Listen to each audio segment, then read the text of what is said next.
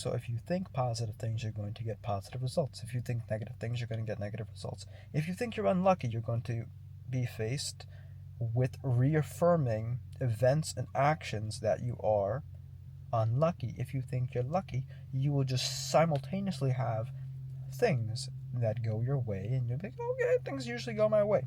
And a lot of it has to do with uh, assumptions of yourself, right? This is extremely important. If you don't know by now, my name is Grim. This is my alter ego. And I make these videos to you because I love you, I care about you, I appreciate you. And I have another place on my channel about how to trade stocks, how to make money. Completely free, no Telegram, none of that bullshit, no My Forex funds, no more FTMO and all that bullshit.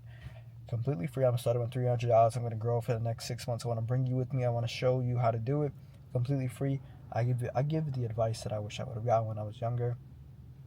And let's just get into this. So we're going to transform your mind through your consciousness. And what does that mean? Your assumptions, right? So your assumptions are merely assumptions for a certain amount of time until they harden into cold, hard facts that shape your identity. So if you know anything about Joe Dispenza, he basically goes on to say that when you're about 30 years old, you're like, I guess you can say your ideas about yourself finally, like they can like concrete. They concrete into who you are, right? So what does that mean? You basically become set in your ways around 30 years old. So when you get set in your ways, it's mostly just you having certain expectations, you having certain assumptions and beliefs about yourself, about the world, and everything else around you. And by the time you're 30, you can have a very hard time of undoing those. So what you're going to do is you're going to just examine what is like benefiting you, what is going to help you, and that's all this is. You understand what can benefit you and what can help you. So we all have certain assumptions about ourselves, and these assumptions can really manifest into our daily life. So if you have a belief that you're not good enough, if you have a belief that money's hard to make, if you have a belief that trading is hard to make, if you have a belief that you're not good with women, if you have a belief damn near about anything that's negative, if you say it enough times, what's going to happen is that it's going to like solidify in your brain, and then you're going to see it as fact. And whenever you have to get into that certain situation or event or anything like that, you're going to really just be stuck with it. So if you tell yourself every day you're unlucky, if you tell yourself every day you're unlucky, nothing goes your way, you're not good looking, you don't love yourself, no one likes you, this and that. If you say it enough times, it will become true, because that's just what thoughts are. You see, the way the brain is made up of, there's only about your brain and your mind. There's 5% of your mind is like your conscious mind, which you actively use. The other 95% is your subconscious mind, which is all these assumptions I'm talking about. So when you're younger, you'll notice that people make certain assumptions about you, people can make certain jokes about you, and people don't understand the impact that these things have on your psyche and on yourself. For example, if you're young and you're kind of chubby and stuff like that, people can grow up calling you nicknames just for good fun and stuff like that about how they can call you like fat boy, gordito, a whole bunch of weird shit like that, right? Roly, and whatever they want to call you, they'll call you. And if you call someone a certain thing for a good amount of time, it's going to be their self-identity, and they're going to have a very hard time changing from themselves, right? It's very simple. People, especially kids, are sponges, and if you are constantly feeding yourself negativity that you're not good enough, you're not smart enough, you're fat, you're this, you're that, you're whatever, your mind will buy into that and believe it as fact.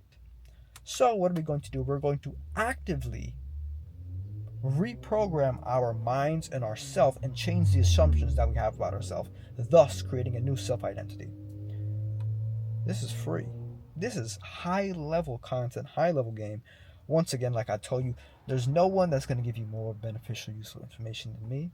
If you haven't followed me already, I don't know what you're waiting for, because you're slacking.